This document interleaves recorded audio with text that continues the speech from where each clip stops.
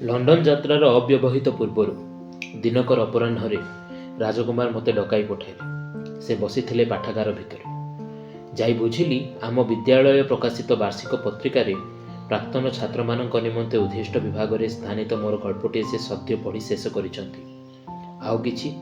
ପ୍ରଶ୍ନକର୍ତ୍ତାଙ୍କ ମୁହଁରେ ପ୍ରସନ୍ନତା ସମେତ କୌତୂହଳ। ଆଜ୍ଞା। ଆଉ କିଛି ଲେଖିଛ? ନା ଆଉ ବି ଜମାରୁ ଲେଖିବି ନାହିଁ। ହାୟ, ତେବେ ବିଶ୍ୱ ସାହିତ୍ୟର ଭବିଷ୍ୟତ। କିନ୍ତୁ ତମର କାହିଁକି ଏଭଳି ନିର୍ମମ ସିଦ୍ଧାନ୍ତ, ବାବୁ ବିକ୍ରମ? ଏ ପତ୍ରିକା ବିତରଣ ହେବାର 24 ଘଣ୍ଟା ନ ପୂରୁଣୁ ପାଇଲି ଦୁଇଟା ମନ୍ତବ୍ୟ। ପ୍ରଥମଟି ଆସିଲା ପ୍ରଶ୍ନଟିଏ ରୂପେ ମୋର ଜଣେ ପୂର୍ବତନ ସହପାଠୀ ଠାରୁ। କୌଣସି ମିଠେଇ ଦୋକାନର ଠିକଣା ବୁଝିନେବା ଢଙ୍ଗରେ ସେ ପଚାରିଲା, ବଢ଼ିଆ ଗପ ଗୋଟାକୁ କେଉଁଠାରୁ ଉଠାଇ ଆଣିଲୁ କିରେ? ତା କଥା ଛାଡ଼। ପରେ ପରେ ବାଟରେ ମୋତେ ଅଟକାଇ ଜଣେ ପୂର୍ବତନ ଶିକ୍ଷକ ଉପଦେଶ ଦେଲେ, ଦେଖ ବାବା, ପ୍ରଥମେ ଛୋଟିଆ ମୋଟିଆ ବିଷୟ ଉପରେ ଲେଖ। ଯେଉଁଠିକି ତ ହାତ ପାଇବ ନାହିଁ ସେଠାକୁ ହାତ ବଢ଼ାଇବା ପାଇଁ ତରବର କାହିଁକି? ସେ କ'ଣ ବୁଝାଉଥିଲେ ବୁଝିପାରିଲି ନାହିଁ। ସେ ନିଜେ ବୁଝୁଥିଲେ ତ? ସେ ଯାହା ହେଉ, ତୁମ ଉପରେ ଏ ଦୁଇ ମନ୍ତବ୍ୟର ପ୍ରତିକ୍ରିୟା କ'ଣ? ମୁଁ ହତାଶ ସୁରଜିତ ଭାଇ। ମୁଁ ବି ହତାଶ ତମ ନିର୍ବୋଧତା ଦେଖି। ତମେ ଯାହା ଲେଖିଛ ତାହା ଭଲ ନୁହେଁ ବୋଲି ସେମାନେ କହିଲେ କି? ସେମାନେ ଯେ ଈର୍ଷୁକର ଭାଷାରେ ତମକୁ ବଧେଇ ଜଣାଇଲେ, ତମେ ଏତିକି ବୁଝିବାକୁ ଅପାରଗ ହେଲ କେମିତି? ସେକ୍ସପିୟରଙ୍କ ସମ୍ପର୍କରେ ଜଣେ କହିଥିଲେ, ଭଦ୍ରଲୋକ ଏଡ଼େ ଚମତ୍କାର ଲେଖିଛନ୍ତି ଯେ ଆଉ କେହି ଜଣେ ସେସବୁ ଲେଖିଦେଇଥିବ। ଶୁଣ ବିକ୍ରମ, କଦାପି ଲେଖା ବନ୍ଦ କର ନା। ଟୟ ଭିତରେ ଯେମିତି ସଙ୍ଗୀତ ଭରପୁର ରହିଛି, ତମ ଭିତରେ ସେମିତି ରହିଛି ସାହିତ୍ୟ। ଲଣ୍ଡନରେ ମୋ ଠିକଣା ସ୍ଥାୟୀ ହେଲେ ଜଣାଇଦେବି। ଯାହା ଲେଖୁଥିବ ମୋ ପାଖକୁ ପଠାଉଥିବି। ଏ କଥୋପକଥନର ମୂଲ୍ୟ ମୋ ଜୀବନରେ ଥିଲା ଅପରିସୀମ। ମୁଁ ଯେ ଜଣେ ଲେଖକ ରୂପେ ପ୍ରତିଷ୍ଠା ଅର୍ଜନ କଲି ତାହା ନୁହେଁ, କାରଣ ମୋ ଜୀବନ ପ୍ରବାହ ନେଲା ଭିନ୍ନ ମୋଡ଼। କିନ୍ତୁ ଲେଖିବାର ପ୍ରେରଣା ଅବ୍ୟାହତ ରହିଲା। ସେଥିରୁ ପାଇଲି ନିଜ ପାଖରେ ନିଜକୁ ଅଭିବ୍ୟକ୍ତ କରିପାରିବାର ସନ୍ତୋଷ।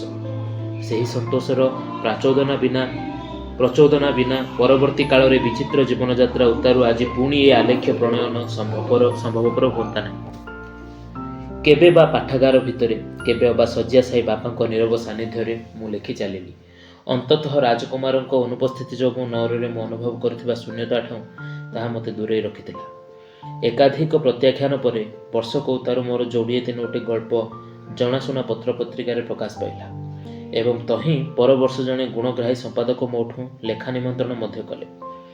ରାଜାଙ୍କ ଗୁରୁଗମ୍ଭୀର ଦିୱାନ ମହୋଦୟଙ୍କୁ ଖାଲି ଦେଖୁଥାଏ, କିନ୍ତୁ ଦିନେ ସେ ବାପାଙ୍କ ସହ ସାକ୍ଷାତ ପାଇ ଆସନ୍ତେ ତାଙ୍କ ସହ ଗପସପ ହେବାର ସୁଯୋଗ ମିଳିଲା। ରାଜ୍ୟ ଯିବା ଅନ୍ତେ ମହାରାଜା ତାଙ୍କୁ ଆଉ ବିଶେଷ ଲୋଡ଼ୁ ନଥିଲେ। ଆତ୍ମସନ୍ତୁଷ୍ଟ ଦିୱାନ ମଧ୍ୟ ରାଜାଙ୍କ ସାନ୍ନିଧ୍ୟ ପାଇଁ ଆଗ୍ରହୀ ନଥିଲେ। ଦୀର୍ଘକାୟ ସିଂହକେଶୀ ଦିୱାନ ମହୋଦୟ କିମ୍ବଦନ୍ତୀର ରାଜା ବିକ୍ରମ ଏବଂ ବେତାଳ ଯୁଗର ଜଣେ ମନ୍ତ୍ରୀ ବା ବିଚକ୍ଷଣ ଅମାତ୍ୟ ଭଳି ମନେ ହେଉଥାନ୍ତି।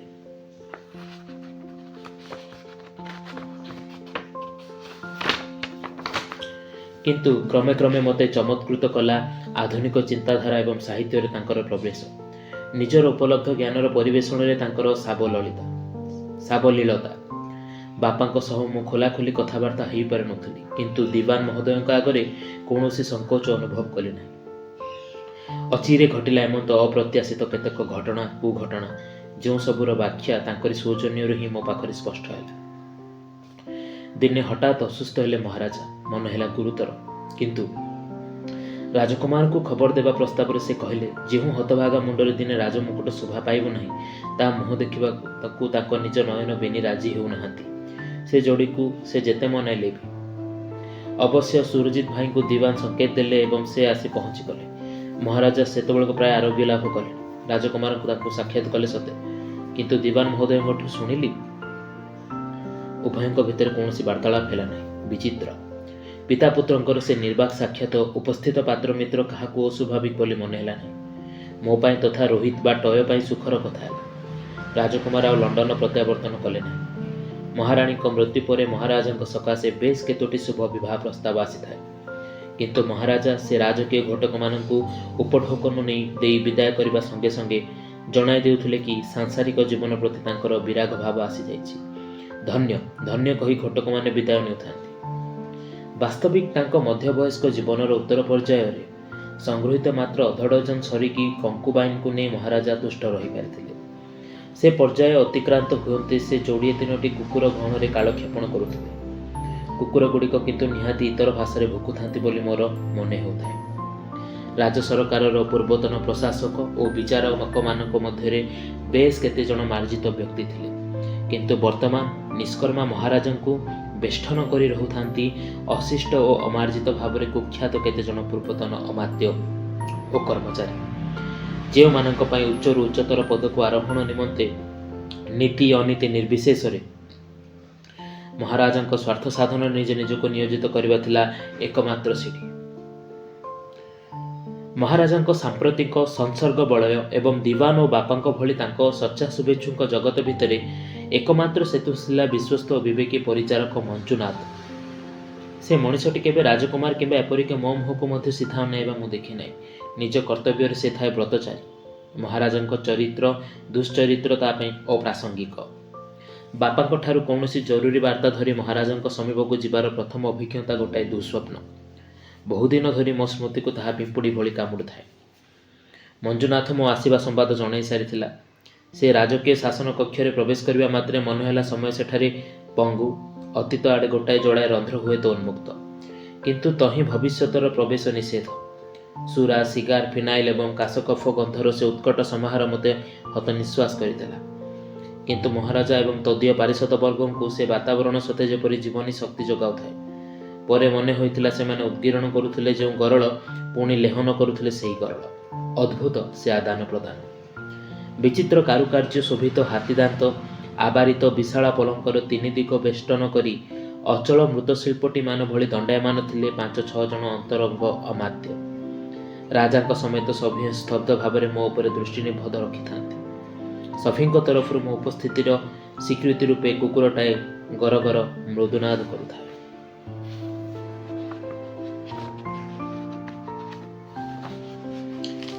ମନେ ପଡ଼ିଲା ଶୈଶବରେ ଦେଖିଥିବା ଏକ ଚିତ୍ର କଥା।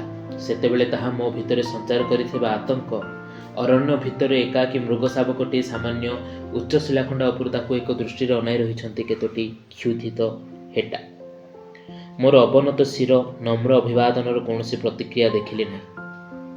ବାପାଙ୍କ ପ୍ରେରିତ ଲଫାପା ଖଣ୍ଡିକ କାହାକୁ ଧରାଇବି ବୁଝି ନ ପାରି କିଂ କର୍ତ୍ତବ୍ୟ ବିମୂଢ଼ ଅନୁଭବ କରୁଥାଏ। ହଠାତ୍ ମହାରାଜା ହସିଲେ। ତତ୍କ୍ଷଣାତ୍ ସେ ହସର 10 ଗୁଣ ଉଚ୍ଛ୍ୱସିତ ପ୍ରତିଧ୍ୱନି ବିସ୍ଫୋରିତ ହେଲା ସମବେତ ଅନୁଗତ ମଣ୍ଡଳୀ କଣ୍ଠରୁ। ଲଫାପାଟି ଗୋଟିଏ ଚୌକି ଉପରେ ଥୋଇଦେଇ ମୁଁ ପଳାଇ ଆସିଲି। ସେ ହାସ୍ୟରୋଳର ଆବାଜ ମୋତେ ଗୋଡ଼ାଇଥାଏ ଗୋଟାଏ ଅଦୃଶ୍ୟ ବେତାଳ ଭଳି। ମୁଁ ପ୍ରାୟ ଦୌଡ଼ିଲି। ବଗିଚା ଭିତରେ ପଶି ଶୀତଳ ପବନରେ ସ୍ନାନ କରି ମୋ ନିଶ୍ୱାସ ପ୍ରଶ୍ୱାସର ସ୍ୱାଭାବିକତା ଫେରି ପାଇଲି। ରାଜ୍ୟହୀନ ରାଜନଅରର ସ୍ଥାଣୁ ଜୀବନପଞ୍ଜିରେ ଏକ ଅପ୍ରତ୍ୟାଶିତ ତାରିଖ ଉନ୍ମୋଚିତ ହେଲା ଦିନକର ଶେଷ ଅପରାହ୍ନରେ। ଘୂର୍ଣ୍ଣିବାତ୍ୟା ଭଳି ଅଟ୍ଟାଳିକା ଭିତରକୁ ମାଡ଼ି ଆସିଲା ଶ୍ରୀମତୀ ପ୍ୟାରା। ଅନ୍ତଃପୁରର ମୂର୍ଚ୍ଛିତ ବାତାବରଣ ହେଲା ପ୍ରାଣସ୍ପନ୍ଦିତ, କିନ୍ତୁ ତାହା ମୁଖ୍ୟତଃ ଉତ୍କଣ୍ଠା ଭିତ୍ତିକ ସ୍ପନ୍ଦନ। ପ୍ୟାରା ବ୍ୟକ୍ତି ନୁହେଁ, ଏକ ବ୍ୟାପାର। ଜୀବନର ତୃତୀୟ ଦଶକକୁ ହିଁ ନିଜ ବୟସର ଚିରସ୍ଥାୟୀ ପରିଚୟ କରି ରଖିବା ଦିଗରେ ବହୁ ବର୍ଷ ଧରି ଦୃଢ଼ମନସ୍କ ପ୍ୟାରା ବାସ୍ତବିକ ଅସାମାନ୍ୟ ଦୀପ୍ତିମୟ। ତଡ଼ିତ୍ ଭଳି ଛଟକ ଚଞ୍ଚଳ ଏବଂ ଝଞ୍ଜା ଭଳି ମୁଖର ସେ ଚରିତ୍ର ଯେପରିକି ଊନବିଂଶ ଶତାବ୍ଦୀର କୌଣସି ନାଟକୀୟ ପାଶ୍ଚାତ୍ୟ ଉପନ୍ୟାସ ଭିତରୁ ଜୀବନ୍ୟାସ ପାଇ ଗୋଟାଏ ଲମ୍ଫରେ ଆମ ଆଗରେ ଉପନୀତ। ଜଣେ ସମ୍ଭ୍ରାନ୍ତ ବାଇଜିର କନ୍ୟା ଯୁବତୀ ପ୍ୟାରା ଏକଦା ଥିଲା ଏହି ନଅରର ନାଗରିକା। 24 ବର୍ଷ ତଳେ ଗୋଟିଏ ପେଶାଦାର ନୃତ୍ୟ ଦଳର ଜଣେ ଦକ୍ଷ ଶିଳ୍ପୀକୁ ବିବାହ କରି ସେ ରତନଝର ତ୍ୟାଗ କରିଥିଲା। ଘଟଣାକ୍ରମେ ଆମେ ମହାରାଜାଙ୍କ ଶାଶୁ, ରଙ୍ଗେଲିଗଡ଼ର ମହାରାଣୀ ସେ ନୃତ୍ୟ ଦଳର ପୃଷ୍ଠପୋଷିକା ବନିଗଲେ। ନିକଟ ଅତୀତରେ ପ୍ୟାରାର ସ୍ୱାମୀ ପରଲୋକ ପ୍ରାପ୍ତ ହୋଇଥିଲେ। ଚକ୍ରାନ୍ତ ପ୍ରେମୀ ପ୍ୟାରାର ଅଯୌକ୍ତିକ ଦାବିରେ ଅତିଷ୍ଠ ହେଉଥାନ୍ତି ନୃତ୍ୟ ଗୋଷ୍ଠୀର ପରବର୍ତ୍ତୀ ନିର୍ଦ୍ଦେଶକ ଗୁରୁ। ମହାଶୟଙ୍କୁ ଓଡିଆରେ ପକାଇବା ନିମନ୍ତେ ହିଁ ସମ୍ଭବତଃ ପ୍ୟାର ନୃତ୍ୟ ଗୋଷ୍ଠୀର ସାମ୍ପ୍ରତିକ ସର୍ବୋଚ୍ଚ ଆକର୍ଷଣତା କନ୍ୟା ମଧୁମତୀକୁ ଧରି ଚାଲି ଆସିଥିଲା ତାର ଆଦ୍ୟ ଲୀଳାକ୍ଷେତ୍ରକୁ। ପରିବାରର ବଂଶାନୁକ୍ରମିକ ପାଳିତ ମାର୍ଜାର ସୁଲଭ ଅଧିକାରବୋଧ ଏବଂ ସଙ୍କୋଚହୀନତା ସହକାରେ ପ୍ୟାର ଚକ୍କର ଦେଲା ନଅରର ଅଭ୍ୟନ୍ତରରେ।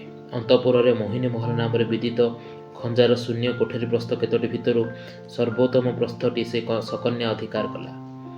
ନଅର ତତ୍ତ୍ୱାବଧାରକ ମୋର ଚଳତ୍ ଶକ୍ତିହୀନ ବାପା ଭ୍ରୁକୁଞ୍ଚନ କଲେ, କିନ୍ତୁ ସେ ଅଧିକ କିଛି କରିପାରିବା ପୂର୍ବରୁ ପ୍ୟାରା ଅବଲୀଳାକ୍ରମେ ମଧୁମତୀ ସମେତ ମହାରାଜାଙ୍କ କକ୍ଷରେ ପ୍ରବେଶ କଲା ଏବଂ ପ୍ରାୟ ଘଣ୍ଟାଏ ଅନ୍ତେ ତା ମୁଖମଣ୍ଡଳରେ ଚିତ୍ରିତ ଆକାଶରେ ଫାଳେ ଜହ୍ନର ହସ ଝୁଲାଇ ରଖି ତହୁଁ ନିର୍ଗତ ହେଲା। ସେ ଉଜ୍ଜ୍ୱଳ ନିର୍ଭୁଲ ଅନୁମତି ପତ୍ର ଉପରେ କେହି ପ୍ରଶ୍ନ ଉଠାଇବାର ପ୍ରଶ୍ନ ନଥିଲା। ଏକାଧିକ ଅମାତ୍ୟଙ୍କ ସୌଜନ୍ୟରୁ କ୍ରମେ ଅବଗତ ହେଲି ସେ କରିତ୍କର୍ମାର ନାନାଦି ଚମତ୍କାରର ଅଦୂର ଇତିହାସ। ସେ ଥିଲା ନିପୁଣ ନର୍ତ୍ତକୀ, କିନ୍ତୁ ତାର ବୈଶିଷ୍ଟ୍ୟ ହେଲା ପୌଗଣ୍ଡ, ଯୁବା, ପ୍ରୌଢ଼ ନିର୍ବିଶେଷରେ ସେ ଯାହାକୁ ମନ ତାହାକୁ ତା ଚାରିପଟେ ନର୍ତ୍ତନରତ କରାଇ ପାରୁଥାଏ। ସମ୍ମୋହିତମାନଙ୍କ ଭିତରୁ ସମ୍ଭବତଃ କେହି କେହି ବହୁ ବିଳମ୍ବରେ ବୁଝୁଥିଲେ କେଡ଼େ ଦୟନୀୟ ଥିଲା ସେମାନଙ୍କର ସେଭଳି ବେତାଳ ବିଚ୍ଛନ୍ଦ ଅର୍ଦ୍ଧଦିଗମ୍ବରୀ ନୃତ୍ୟ। ସେତେବେଳକୁ ଦିୱାନ ବାହାଦୁରଙ୍କ ସହ ମୋର ପ୍ରାୟ ଅଜାନାତି ସମ୍ପର୍କ। ପ୍ୟାରାର ସେ ବିରଳ ବିଭୂତି ସମ୍ପର୍କରେ ସେ କହିଥିଲେ, ଯିଏ ତାର ଦୃଷ୍ଟି ଆକର୍ଷଣ କରୁଥାଏ, ଦୀପଶିଖାର ନିମନ୍ତ୍ରଣରେ ଧାବମାନ ଉନ୍ମାଦ ପତଙ୍ଗ ଭଳି ଦଗ୍ଧ ପକ୍ଷ ହୋଇ ସେ ପରିଣତ ହେଉଥାଏ ଏକ ବିକଳ ଦୃଶ୍ୟରେ। ନା ନା ଆଜ୍ଞା, ସମସ୍ତଙ୍କ ପ୍ରତି ଏମନ୍ତ ନିୟମ ପ୍ରଯୁଜ୍ୟ ହୋଇପାରେ ନା। ଧରନ୍ତୁ, କ୍ଷମା କରିବେ ଆପଣଙ୍କ କଥା, ମୁଁ ନିଶ୍ଚିତ ଆପଣଙ୍କ ଉପରେ ତାର ଯାବତୀୟ ଯାଦୁ ଉଜାଡ଼ି ଦେଇ ମଧ୍ୟ ସେ ଆପଣଙ୍କୁ ଚହଲାଇ ପାରିନଥାନ୍ତା, ନଚାଇବା ତ ଦୂରର କଥା। ଧନ୍ୟବାଦ ବାବୁ, ଧନ୍ୟବାଦ। ମୋ ସମ୍ପର୍କରେ ତମ ଧାରଣା ଭାଙ୍ଗିଦେବା ମୋ ପାଇଁ ଗର୍ବର କଥା ନୁହେଁ, କିନ୍ତୁ ପ୍ୟାରା ସମ୍ପର୍କରେ ତମ ଧାରଣା ବାସ୍ତବ କରିବା ନିମନ୍ତେ ସେତିକି ସ୍ୱାର୍ଥ ତ୍ୟାଗ କରିବାକୁ ମୁଁ ପ୍ରସ୍ତୁତ। ହଁ, ପତଙ୍ଗ ଭଳି ନହେଲେ ମଧ୍ୟ ସାପୁଆ କେଳାର ସାପ ଭଳି ପେଡ଼ିରୁ ଫଣା ତୋଳି ଦହଲି ହେବାକୁ ଯାଉଥିଲି, କିନ୍ତୁ ନିଜକୁ ସମ୍ବରଣ କଲି। ମୁଁ ଆଉ କ'ଣ କହୁଥିଲି, ଆପଣଙ୍କୁ ଟଳାଇବା? ଶୁଣ ବାବୁ, ଶୁଣ। ସମ୍ବରଣ କଲି ମୋ ନିଜ ଚରିତ୍ରର ଦୃଢ଼ତାରୁ ନୁହେଁ, ଭୀରୁତାରୁ। ବାଘର ଆହାରଠାରୁ ସୈନ୍ୟ ପଛକୁ ପଛକୁ ହଟିବା ଶୃଗାଳ ପାଇଁ ଆତ୍ମରକ୍ଷାର ମାର୍ଗ, ବୁଝିଲଟି? ବାଘ ମାନେ ମହାରାଜା? ଦିୱାନ ହସିଲେ। ଭାବିଥିଲି ଅନେକଙ୍କ ଭଳି ପ୍ୟାର ମଧ୍ୟ ଦିନେ ବାସି ଫୁଲମାଳ ବନି ପରିତ୍ୟକ୍ତ ହେବ, କିନ୍ତୁ ସେ ସମ୍ଭାବନା ଦେଖାଗଲା ନାହିଁ। ଭାଗ୍ୟକୁ ସେ ନିଜେ ଦିନେ ଦୂରେଇ ଗଲା, ଅବଶ୍ୟ ମହାରାଣୀଙ୍କର ଅକାଳ ମୃତ୍ୟୁର କାରଣ ହେବା ପରେ। ମହାରାଣୀ କ'ଣ ମହାରାଜାଙ୍କୁ ପତ୍ନୀବ୍ରତ ସ୍ୱାମୀ ଭାବରେ ଦେଖୁଥିଲେ? ନା, ସେଇଟା ମହାଗହନର ବିଷମ ବିକଳ ରହସ୍ୟ ବ୍ୟାପାର। ନବବଧୂ ଭାବେ ଆସିବା ବେଳେ ମହାରାଣୀ ନିଜେ ସାଥିରେ 2-3 ଜଣ ସଖୀ ସେବିକା ଧରି ଆସିଥିଲେ ଏବଂ ସେମାନେ ରାଜାଙ୍କ ବିଳାସରେ ନିୟୋଜିତ ହେବେ, ଏହା ଥିଲା କଥା ବିଶେଷ।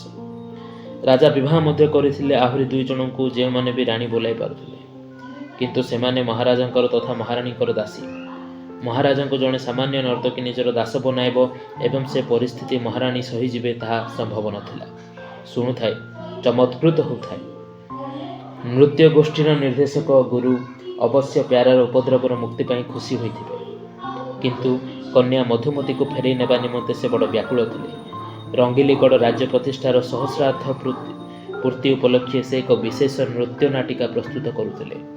ମଧୁମତୀ ହିଁ ସେଥିରେ ମୁଖ୍ୟ ଭୂମିକାରେ ଅବତୀର୍ଣ୍ଣ ହେବା କଥା। ରଙ୍ଗୋଲି ମହାରାଣୀଙ୍କର ଇଚ୍ଛା ସେହି ଉତ୍ସବ ଅବସରରେ ଏକ ସ୍ଥାୟୀ ନୃତ୍ୟ ଶିକ୍ଷା କେନ୍ଦ୍ର ସ୍ଥାପିତ ହୋଇ ସହସ୍ରାର୍ଦ୍ଧକୁ ସ୍ମରଣୀୟ କରି ରଖିବ। ନୃତ୍ୟଗୁରୁ ମହାଶୟ ମଧୁମତୀକୁ ଖାଲି ଜଣେ ନୃତ୍ୟ ନିପୁଣା ରୂପେ ନୁହେଁ, ଜଣେ ସଂଗଠିକା ଭାବେ ତାଲିମ ଦେବାକୁ ଚାହୁଁଥିଲେ, ଯେମିତିକି ଭବିଷ୍ୟତରେ ତାଙ୍କରି ସ୍ଥାନ ନେବ। ସୁରଜିତ ଭାଇ ରଙ୍ଗିଲିଗଡ଼ରେ ମଧୁମତୀର ନୃତ୍ୟ ଦେଖିବାର ସୁଯୋଗ ପାଇଥିଲେ ଏକାଧିକ ଥର। ସେ କହୁଥାନ୍ତି, ଅସାଧାରଣ ତାର ପ୍ରତିଭା। ମଧୁମତୀ ଯଥାଶୀଘ୍ର ରଙ୍ଗିଲିଗଡ଼ ପ୍ରତ୍ୟାବର୍ତ୍ତନ କରିଥାନ୍ତା, ହେଲେ କିନ୍ତୁ ସେ ଦିଗରେ ପ୍ୟାରା ହେଲା ଅନ୍ତରାୟ।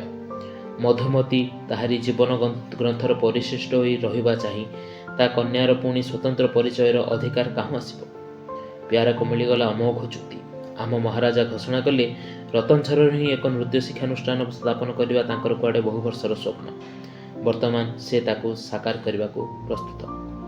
ସେ ଦିଗରେ ଯୋଜନା ଚୂଡ଼ାନ୍ତ କରିବା ନିମନ୍ତେ ପ୍ୟାରା ଓ ମଧୁମତୀ ମହାରାଜାଙ୍କୁ ଭେଟିବା ଦୈନନ୍ଦିନ କାର୍ଯ୍ୟକ୍ରମ ବନିଗଲା।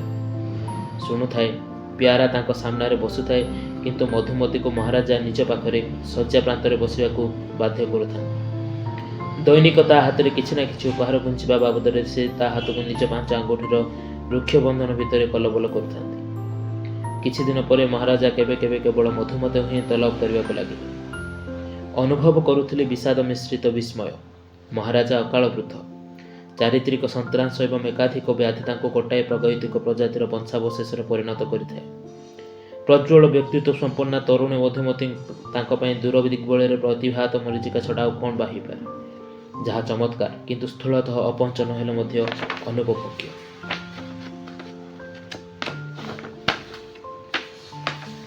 ମା ଓ କନ୍ୟା ଦୂରକୁ ଦେଖିବାକୁ ଚାହାଁଳା ଭଳି, ଅନ୍ୟମାନେ ବାରମ୍ବାର ତାହା ହିଁ କହୁଥାନ୍ତି। ଉଭୟଙ୍କ ଗଠନ ବିନ୍ୟାସ ଏବଂ ଆପାତ ଦୃଷ୍ଟ ସୌନ୍ଦର୍ଯ୍ୟ ସେ ସ୍ୱତଃସ୍ଫୂର୍ତ୍ତ ତୁଳନା ପାଇଁ ଦାୟୀ ବୋଲି ବୁଝୁଥାଏ, କିନ୍ତୁ ମୋତେ ଦିହେଁ ଦିଶୁଥିଲେ ଏକାନ୍ତ ଭିନ୍ନ। ପ୍ୟାରା ବନ୍ୟାକାଳୀନ ପ୍ରବଳ ନଦୀ ଭଳି କୂଳର ଜନପଦ ଅରଣ୍ୟ ପ୍ରାନ୍ତର ଗଳି ଯିବାକୁ ଉତ୍ସୁକ। ମଧୁମତି ଏକ ପାର୍ବତ୍ୟ ନିର୍ଝର ଭଳି ସର୍ବଦା ଉଚ୍ଛଳ, କିନ୍ତୁ ସୁଶୃଙ୍ଖଳ ସୀମାଲଙ୍ଘନ ପାଇଁ ଯାହାର ଥିଲେ ମଧ୍ୟ ବ୍ୟଗ୍ରତା ନାହିଁ। କେତେଥର ଅଦୂରରୁ ଦେଖିଲି ମଧୁମତି ରାଜାଙ୍କ କକ୍ଷରୁ ବାହାରି ଆସିବା ମାତ୍ରେ ଅସ୍ତବ୍ୟସ୍ତ ଭାବରେ ପଶି ଯାଉଥାଏ ପାଠାଗାର ଭିତରକୁ। ଯେମିତିକି ଅନ୍ଧକୂପ ଭିତରୁ ସେ ପଳାଇ ଆସୁଛି ଚିନ୍ତା ଓ କଳ୍ପନାର ଉଦାର ଆଶ୍ଲେଷର ସନ୍ଧାନରେ। ପାଠାଗାରର ଏକ ପରିଚ୍ଛନ୍ନ କୋଣରେ ଥାଏ ରାଜକୁମାରଙ୍କ ଆସ୍ଥାନ। ଚୌକି ଏବଂ ଅନତି ବୃହତ୍ ଏକ ଟେବୁଲ। ମୁଁ ବାଛି ନେଇଥାଏ ଅନ୍ୟ ଏକ କୋଣ। ଦିନକର ନିଃଶବ୍ଦ ଦ୍ୱିପ୍ରହର ମୁଁ ବସି ପଢ଼ୁଥିଲି ଏକ ଭ୍ରମଣ କାହାଣୀ। ମଧୁମତି ପାଠାଗାର ଭିତରକୁ ପଶି ଆସିବାର ଦେଖି ପୁଲକିତ ହେଲି। ଅବଶ୍ୟ ନିଜ ପଠନରେ ଏକାଗ୍ର ରହିବାକୁ ଚେଷ୍ଟା କଲି, କିନ୍ତୁ ସଫଳ ହେଲି ନାହିଁ। ଚୋରାଇ ଚୋରାଇ ତା ଗତିବିଧି ଦେଖୁଥାଏ। ବୁଝିଲି ସେ ଯେଉଁ ରାଗରେ କିଛି ଖୋଜୁଛି ସେଠି ତା ରୁଚିକୁ ସନ୍ତୋଷ ଦେଲା ଭଳି ବହି ମିଳିବା ସମ୍ଭବପର ନୁହେଁ। ସାହାଯ୍ୟ କରିପାରେ? ତା ଆଡ଼େ ଆଗେଇ ଯାଇ ପ୍ରଶ୍ନ କଲି ଏବଂ କହିଲି, ଆମର ଏ ପାଠାଗାରରେ ନୃତ୍ୟ ବା ସଙ୍ଗୀତ ଉପରେ ବିଶେଷ କିଛି ଅଛି ବୋଲି ମନେ ହୁଏ ନା। ଏ ରାକ୍ ଦୁଇଟି ଭୂଗୋଳ ଓ ନୃତତ୍ତ୍ୱ, ପୂର୍ବ ଦୁଇ ରାକ୍ରେ ଅଛି ଇତିହାସ ଓ ଜୀବନୀ, ପର ରାକ୍ରେ ଜ୍ୟୋତିଷ ବିଦ୍ୟା ଓ ଆକାଶ ତତ୍ତ୍ୱ। ମୁହଁରେ ତାର ଝଟକି ଉଠିଲା ଗୋଲାପର ଆଭା। ତାହା ମୋ ପ୍ରତି ସମ୍ଭ୍ରମ ବୋଧ ନା ଅସ୍ୱସ୍ତିର ସୂଚନା? ସେ ପ୍ରଶ୍ନ ଉପରେ ଗୁରୁତ୍ୱ ଦେବାର ମାନସିକତା ମୋର ନଥିଲା। ତେବେ ସେଭଳି ଅକସ୍ମାତ୍ ପ୍ରସ୍ଫୁଟିତ ଏକ ବିଭା ଯେ ମୋ ଭଳି ଜଣେ ଆଶୁଦର୍ଶକର ସ୍ନାୟୁ ବିନ୍ୟାସରେ ଗୌଣ ବିପର୍ଯ୍ୟୟର କାରଣ ହୋଇପାରେ, ସେ କଥା ମୁଁ ହିଁ ସେହି ମୁହୂର୍ତ୍ତରେ ଅନୁଭବ କଲି। ମୋ ସାନ୍ନିଧ୍ୟ ହିଁ ମଧୁମତିର ହାବଭାବରେ ସେ ରୋମାଞ୍ଚର ହେତୁ। ସେଥିରେ ମୁଁ ଯତ୍କିଞ୍ଚିତ୍ ଗୌରବ ବୋଧ କରିବା ଅସ୍ୱାଭାବିକ ନଥିଲା ନିଶ୍ଚୟ। ଆପଣ ବ୍ୟସ୍ତ ହେବେ ନାହିଁ, ମୁଁ ଖାଲି କୌତୂହଳୀ, ଖାଲି ଦେଖି ଦେଖି ଯାଉଛି। ଭଲ ଲାଗୁଛି, ହୁଏତ କବିତା ବା ସେମିତି କିଛି। ମଧୁମତିର ତନୁଭାଷା ସେତେବେଳେ ଯାହା ମୁଁ ତତ୍କ୍ଷଣାତ୍ ବୁଝିବା ଉଚିତ ଥିଲା ଯେ ତାହା କାହାରି ହାତ ମୁଠାରୁ ଚଢ଼େଇଟିଏ ଖସିଯିବ ଉଚ୍ଛନ୍ନତା। କିନ୍ତୁ ବୁଝିଲି ତହିଁ ପରଦିନ। କବିତା? ସେଇଆ କୁହନ୍ତୁ। ଯେକୌଣସି କବିତା ପ୍ରେମୀ ଖୁସି ହେବା ଭଳି ସଂକଳନ ମାନ ରହିଛି। ପ୍ରାଚୀନ, ମଧ୍ୟଯୁଗୀୟ, ଆଧୁନିକ। ଆସ। ସେ ବାଧ୍ୟ ହେଲା ଭଳି ମୋ ସହିତ ବିପରୀତ ଦିଗକୁ ଗଲା। ଦେଖ, ହୃଦୟ ଭରି କାବ୍ୟରସ ପାନ କର, ଆଉ ଯଦି ଗଳ୍ପ, ଉପନ୍ୟାସ ଓ ନାଟକ ପ୍ରତି ଆଗ୍ରହ ଥିବ ତ ନିଶ୍ଚୟ। ତେବେ ହେଇ ଅନାଅ। ସେ କିନ୍ତୁ ମୋ ଦିଗ୍ଦର୍ଶନ ଅନୁସରଣ ନ କରି ଇତସ୍ତତଃ ଦୃଷ୍ଟି ଛାଟି ଚାଲିଥାଏ ଏକ ଏକ ଭଗ୍ନାଂଶ ମୁହୂର୍ତ୍ତ ପାଇଁ। ରୁହ, ମୁଁ କାହାକୁ ଡାକିବି? ସେ ଏକ ଥାକ ଉପରୁ ଧୂଳି ଛାଡ଼ିଦେବ। ନା ନା, ଥାଉ, ଧନ୍ୟବାଦ। ମଧୁମତି କଣ୍ଠରେ ଅଧୈର୍ଯ୍ୟ। ଟିକିଏ ଦବିଯାଇ ଆଚ୍ଛା କହି ମୁଁ କୋଣକୁ ଲେଉଟି ଆସିଲି। ସେ ବହିପତ୍ର ଖେଳାଉ ଖେଳାଉ ମୋ ଆଡ଼େ କଣେଇ ଚାହିଁ ନେଉଥାଏ। ତା ଆଚରଣରେ କିଞ୍ଚିତ୍ ଅସ୍ୱାଭାବିକତା ଥିଲା ନିଶ୍ଚୟ। ଟିକିଏ ବିସ୍ମିତ ହେଲି, କିନ୍ତୁ ପରଦିନ ହେଲି ମାତ୍ରାଏ ଅଧିକ ବିସ୍ମିତ। ମଧୁମତି ମୋତେ ଦେଖି ନଥାଏ। ଦେଖିଲି କବିତା ଉପନ୍ୟାସ ମୂଲକର ବିପରୀତ ଦିଗରେ ସେ ଅଗ୍ରସର ହେଉଥାଏ। ଭୂଗୋଳ, ନୃତତ୍ତ୍ୱ, ଆକାଶ ତତ୍ତ୍ୱ ଇତ୍ୟାଦି ଛୁଇଁ ଛୁଇଁ। ମଧୁମତି? ଚମକି ପଡ଼ିଲି। ଭୂଗୋଳ, ନୃତତ୍ତ୍ୱ ଇତ୍ୟାଦିର ସମାପ୍ତିର ଯେଉଁ କୋଣରେ ସେ ମୃଦୁ ସମ୍ବୋଧନ ଆସୁଥିଲା ସେହିଠାରୁ। ତାହା କହିବା ବାହୁଲ୍ୟ ସୁରଜିତ ଭାଇଙ୍କ କଣ୍ଠସ୍ୱର, କିନ୍ତୁ ତାଙ୍କ ଉଚ୍ଚାରଣରେ ସେ ସ୍ୱରଲିପି ସହ ମୋର ପରିଚୟ ସମ୍ଭବ ହୋଇନଥିଲା ଏଡ଼େ ଘନିଷ୍ଠତା ସତ୍ତ୍ୱେ।